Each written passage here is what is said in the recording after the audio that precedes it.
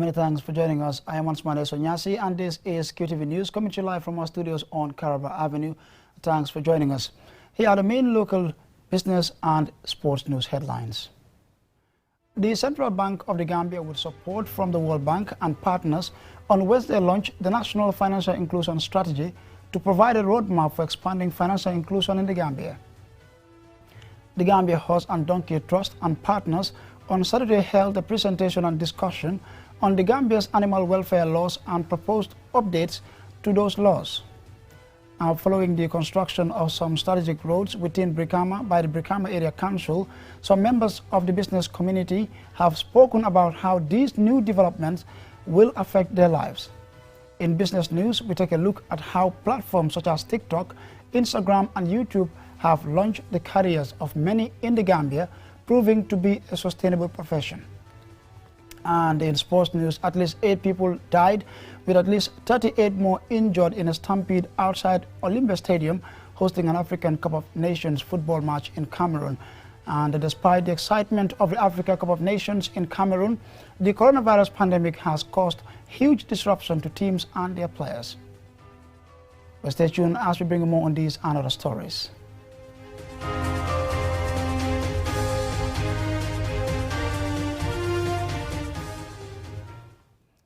We now take a look at the news in detail. The Central Bank of the Gambia, with support from the World Bank and partners, on Wednesday launched the National Financial Inclusion Strategy to provide a roadmap for expanding financial inclusion in the Gambia.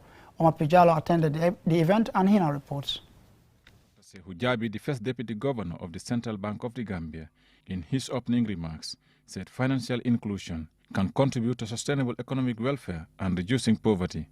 It also supports economy, monetary and financial stability by making savings and investment decisions more efficient, enhancing the transmission of monetary policy, and facilitating the functioning of the economy. That access to finance, financial inclusion, and financial sector development have long been major policy objectives of many countries, particularly in the developing world, and also development partners across the globe. Over the last century, a series of initiatives have aimed at increasing access to finance and financial inclusion. But this has been accelerated in the last decade as technological developments combined with strategic policy support, so potential for progress beyond anything that has been ever achieved and imaginable. Nyanya Dabo, the United Nations Capital Development Fund Country Relationship Manager, said achieving greater financial inclusion requires a deliberate and coordinated approach to identify relevant obstacles and opportunities, leverage linkages across financial and non-financial policy areas, and align the efforts by multiple stakeholders. Having easy access to a broad range of formal financial services that meets the individuals and businesses' needs at an affordable cost. Bringing people in to the world of affordable financial products and services, we are freeing them from limitations. We are opening doors to opportunity. And what could be more exciting than that? Lumana Kumasi, the UN Delegation Development Cooperation International Aid Manager, believes financially included population is key to reducing income inequality and poverty, as well as boosting productivity and growth that could accelerate the realization of the Gambia's aspirations to soon become a middle-income country. Financial inclusion means that individuals and businesses have access to useful and affordable financial products and services that meet their needs. Transactions, payments, savings, credit, and insurance must be delivered in a responsible and sustainable way.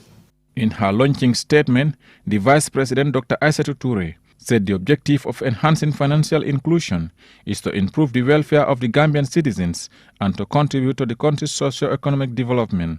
VP Touré assessed government's commitment to boosting financial inclusion in line with the National Development Plan. Access to finance can open countless economic opportunities. Moreover, several studies have shown a strong correlation between a country's state of financial inclusion and its poverty level.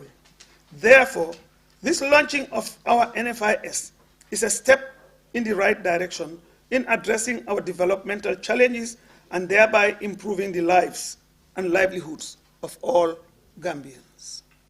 Financial inclusion is a critical enabler to reducing poverty and boosting shared prosperity.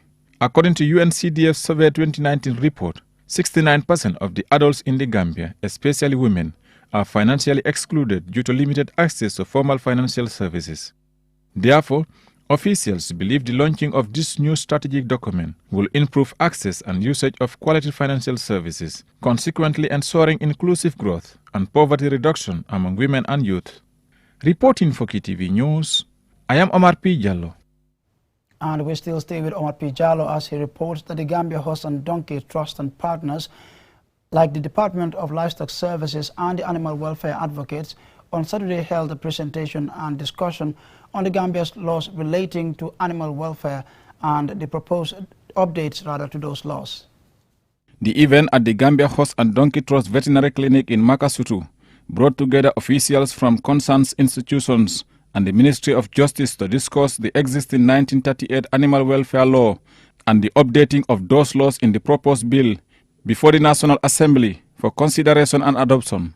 In her welcoming remarks, Heather Armstrong, the director of Gambia Horse and Donkey Trust, reveals that the trust provides veterinary care to working animals in the Gambia, has a long-lasting impact through the education of animal owners and training of local technicians, without which the injuries and illnesses of animals would go untreated and lead to further complications or even the death of animals. All the animals out here, it's because the animal welfare word has spread, and people now are noticing if an animal is suffering and knowing that they can bring them to us. Binta Masane Samura, a state counsel at the Attorney General's chambers, believes minimal compensations and fines attached to cruelty to animals is hindering the welfare of animals, and call for the implementation of the existing animal welfare laws and increasing the fines to discourage people from being cruel to animals. Wherein you have a law that is up to a decade, there is need for it to be changed. There is need for it to either be amended or there is a need for it to be repealed. It is just ideal that after every 10 years, laws that have been passed should be revisited either for amendments or possible repeals. Dr. Usman Sise, the Deputy Director General of Veterinary Services at the Department of Livestock Services, revealed that his department, through the Ministry of Agriculture, has drafted an updated proposed animal welfare legislation bill that will address the issue of animal welfare, especially cruelty to animals and animal-related diseases. So we have filtered things down to the realities of the current situation of the Gambia, including the capacities of the Department of Livestock Services and its sister institution and all other non-governmental partners that are involved in the administration of veterinary. Dr. Keba Dafe, an advisor to the Animal Welfare Advocates, said since the introduction of animal welfare in the curriculums of the Gambia College and the university, the welfare of animals has improved significantly, adding that animal welfare was neglected in the Gambia. We have seen the laws, 1934, 1967. These are laws that have been there, but they have never been touched. I myself, I have served as Director of Veterinary Services of the Gambia. During my time, animal welfare has not been the vocabulary in the veterinary services. The president of Animal Welfare Advocates Association, Modu Dumbuya, said his association has trained over 1,000 volunteers across the country and are committed to raising public awareness on animal welfare laws. The animal welfare laws include freedom from hunger, malnutrition and thirst, fear and distress, physical and thermal discomfort, pain, injury, disease, and to express normal patterns of behavior. Over the years, the Gambia Horse and Donkey Trust has built a veterinary clinic in Makasutu and modified a van into an ambulance capable of carrying horses and donkeys with more severe injuries to the clinic for treatment. Reporting for KTV News, I am Omar P. Jallo. Now, following the construction of some strategic roads within Brikama by the Brikama Area Council, some members of the business community have spoken about how the new development will affect their lives. Abewata Sise reports. Brikama, in the West Coast region, is one of the largest settlements in the Gambia. It has banks, a hospital, the governor's office, the Gambia College, the fire service, petrol stations, and one of the busiest markets in the country. Some of the roads leading to these important public amenities and institutions have become dilapidated over time, making access a challenge for both drivers and pedestrians. This warranted the council to reconstruct the roads. Lamin Bajo, Regional Forestry Officer for the West Coast region, says the road was in a deplorable state, making it difficult for market vendors, drivers, and other road users, especially in the rainy season. People, donkey carts and even wheelbarrow owners, they're always fighting here because everybody want to pass a small gap that is better. But right now, as you can see, no one is fighting. Everybody is moving freely, up and down. So this is definitely a good thing. And we can see now if we have things to be delivered to us, it is easy for the deliverer to come in straight and deliver it. Bamba Sora and Sute Samate, businessmen at the market, explains the importance of the roads. This road leads to the hospital, the police station, and Nana Junction, and many people use it. The area council has done a great job.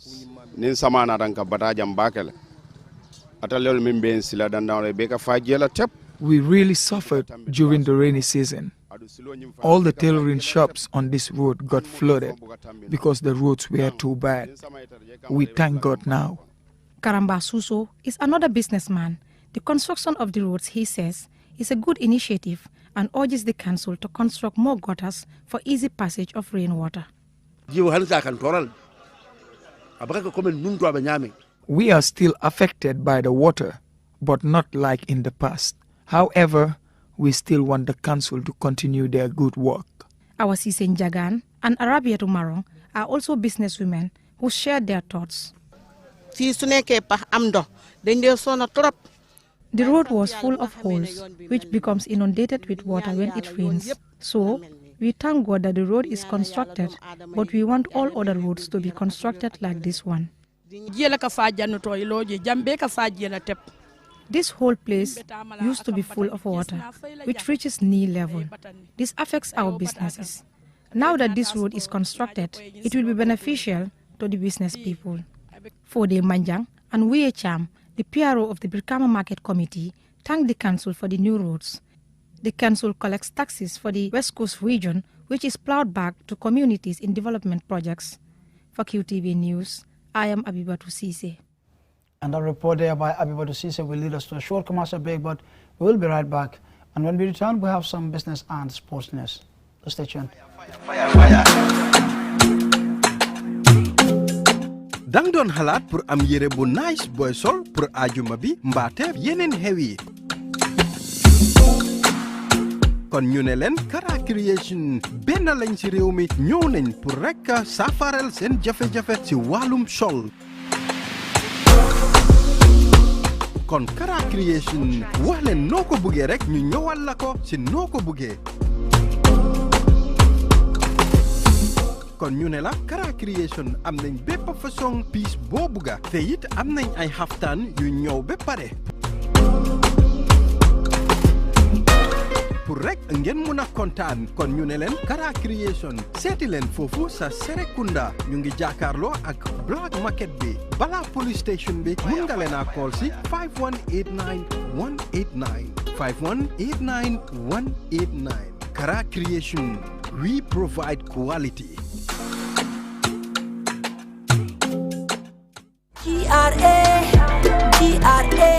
The GRA, in executing its mandate of collecting revenue for national development in a fair and transparent manner, will recognize and award compliant taxpayers who consistently pay and file their taxes on time and present original and authentic customs documents at the annual Taxpayers Award Ceremony. This year's edition of the Taxpayers Award Ceremony will take place on Saturday, January 29, 2022 at the Keraba Beach Hotel, commencing at 7:30 p.m. The event will be graced by the President of the Republic of the Gambia, His Excellency Mr. Adama Barrow, the executive and members of the business community. The fourth edition of the GRA Taxpayer Award Ceremony, a memorable night, is assured. GRA, collecting revenue for national development.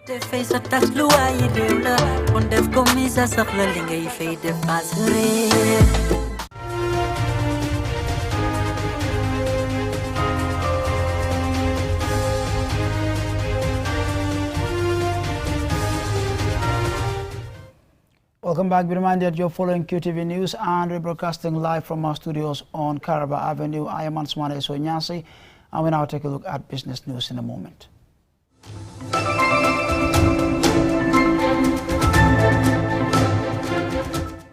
Now, social media has changed the lives of many young adults in terms of employment prospects and income generation. Platforms such as TikTok, Instagram, and YouTube have launched the careers of many, proving to be a sustainable profession. However, how reliable is this as a career path for young Gambians, and what does the evolution of social media look like for the Gambia? Here's Annabelle Gay with the story. There are many success stories from social media content creators who are based here in the Gambia, including Ricky Denise. She runs her own popular YouTube channel of the same name and is a Gambian resident who moved here from America in 2015 with her family. Her parents had vacationed here for 2 weeks prior to the move and enjoyed it so much that they had decided to relocate. Ricky's desires to share her experience in a new country drove her to create her YouTube channel that now has almost 50,000 subscribers, one of the first YouTube channels to do so in the Gambia. Prior to coming here, I always would look for people who are like me, a teenager living in a place in Africa, and I never saw that. So that's what really inspired me to make the YouTube channel. You know, I'm living in a country in Africa, and it's not what you see on TV. It's much more to that. That is what is pushing me to keep doing my channel, to show people that Africa is so much more than what you just see on TV. Ricky's success has allowed her to earn a decent living whilst also giving her the flexibility to explore other career ventures in Gambia's employment sector. She encourages Gambians to take the leap and launch their own social media careers, stating that it has provided her with many opportunities which she believes would not have been made available to her otherwise. Her channel mainly hosts content about life in the Gambia, where she often promotes Gambian businesses and real estate, as well as activities for all ages.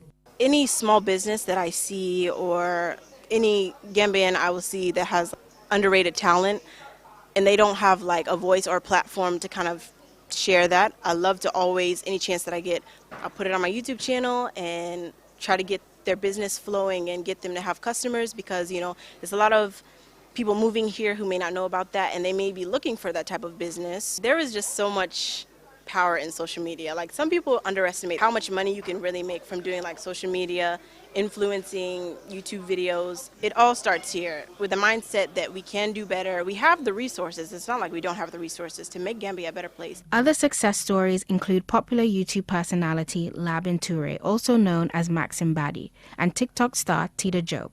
On YouTube, Labin has over 2 million subscribers, with some videos reaching up to 11 million views. Tita Job is Gambia's newest online sensation, with over 5 million likes on TikTok and over 150,000 followers.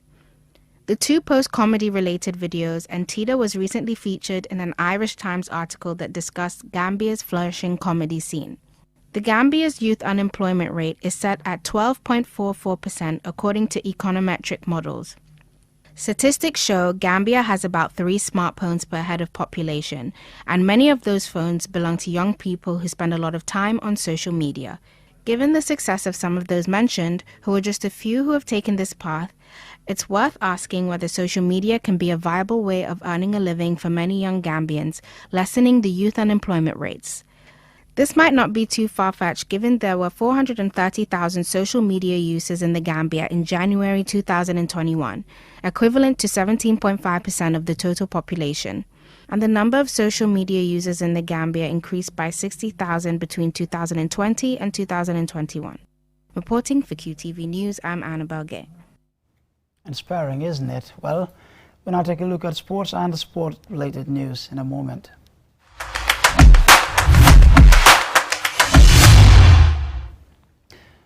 At least 8 people died, with at least 38 more injured in a stampede outside Olympia Stadium in Yaoundé, Cameroon, hosting an African Cup of Nations football match on Monday as host Cameroon and Comoros played.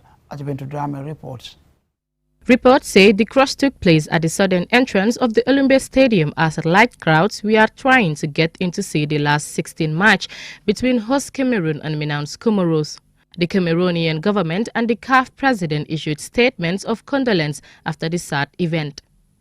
In a government statement, Cameroon's President Paul Biya extended his deepest commiseration to the affected families and his best wishes for a speedy recovery to those injured. On Tuesday, the president of the Confederation of African Football, CAF, Patrice Motsepe, spoke to the press in Yaoundé, where he asked people to observe a moment of silent prayers for the 8 people who lost their lives. In quote, "I am extremely sad, disappointed and hurt about what happened yesterday, and everything will be done to make sure it doesn't happen again," Motsepe said. Since then, it has been agreed that a minute's silence will be observed before the start of each game for the rest of the tournament. A detailed report from the local committee about the incident is expected, with the CAF president hoping to receive it by Friday, asking why a gate that was supposed to be opened was closed. In quote, "Why were those measures not functioning as they were supposed to?" Unquote. The next game scheduled for the Olimbe Stadium has now been moved to Ahmadou Ahidjo Stadium. Meanwhile, on Wednesday, Motsepe met the AFCON organizing committee and implored them to work together and ensure spectators' safety. Cameroon is hosting the competition for the first time in 50 years. The country was stripped of AFCON hosting duties in 2019 over infrastructure concerns and other state insecurities due to the conflict in the Anglophone part of the country. Messages of condolence have poured from across the world, and the CAF president on Tuesday visited the injured in Yaoundé hospitals. Dr. Motsepe has also indicated that CAF will reach out to all the families of the 8 supporters who lost their lives in the next few days. Ajibintu Drame, QTV News. Some sad news there, and still on some AFCON-related news. Even though the Africa Cup of Nations is underway in Cameroon, and despite the excitement of the tournament, the coronavirus pandemic has caused huge disruption to teams and their players. Loliam Kamara takes a closer look at how events are unfolding as teams progress. The tournament, which was scheduled to be played last year, was postponed twice due to the pandemic. Having finally kicked out this year, teams such as Tunisia, Comoros, Senegal, Cape Verde and Burkina Faso have suffered major setbacks from the coronavirus disease. In one of the severest examples of the impact, this hit the Comoros before their biggest game in the country's history on Monday against host Cameroon. After all 3 goalkeepers tested positive for COVID, the team had to have an infield player in goal. Reports have emerged that at least 8 people died and a dozen more were injured in a stampede outside the stadium of Cameroon as people forced their way into to watch the game, which had reduced capacity due to COVID restrictions. The Confederation of African Football, CAF, has set tough rules, which include regular COVID-19 tests for players and officials at least 48 hours before their matches. Also, any player who tests positive for the virus must isolate for 5 days before taking another PCR test 48 hours before the next match, in a bid to contain the further spread of the virus. Teams have been grappling with issues. Comoros had been the most affected so far, making matters worse. Coaches are not allowed to replace their 28-man squad, registered already. QTV Sports reporter Mamadou Gajaga highlights what this means for the affected teams. So it really has a huge impact, because if you lose your best players, it appears that you're going to find it difficult to sustain the game when you're playing against a side like Cameroon with very experienced players. When you play against a team like Algeria, the same thing. So it's going to be very, very difficult. So it has really affected teams. Even Gambia, prior to the Africa Cup of Nations, our preparation was hampered. The team went to Qatar for their training camp. They had COVID issues there for at least a week. They've not been training. They've not even have that togetherness prior to going to Cameroon. So even Senegal, their best goalkeeper, Edouard Mendy, who is voted as the FIFA men's best goalkeeper of the year, was really affected. He could not play in Senegal's first 2 games. So COVID has really been an issue in this Africa Cup of Nations. There is no doubt that the coronavirus is one of the biggest setbacks for the AFCON 2021, and players are forced to go into isolation if they test positive, thereby affecting the performance of the team, as seen in the Comoros team in their game against Cameroon. It is likely there will be more such stories before the tournament concludes. For QTV News, Lolly M. Kamara. And we draw the curtains here for this bulletin, but before we take a leave of you, here's a recap from main headlines. The Central Bank of the Gambia, with support from the World Bank and partners, on Wednesday launched the National Financial Inclusion Strategy to provide a roadmap for expanding financial inclusion in the Gambia. The Gambia Horse and Donkey Trust and Partners on Saturday held a presentation and discussion on the Gambia's laws relating to animal welfare and the proposed updates to those laws. Following the construction of some strategic roads within Brikama by the Brikama Area Council, some members of the business community have spoken about how new development will affect their lives. In business news, we looked at how platforms such as TikTok, Instagram and YouTube have launched the careers of many in the Gambia, proving to be a sustainable profession. And in sports news, at least 8 people died with at least 38 more injured in a stampede outside Olympia Stadium in Yaoundé, Cameroon, which was hosting an African Cup of Nations football match. And despite the excitement of the African Cup of Nations in Cameroon, the coronavirus pandemic has caused huge disruption to teams and players. That is all we have for you in this bulletin. Do join us at 10 p.m. for another bulletin. Until then, on behalf of the entire production team, thanks for watching.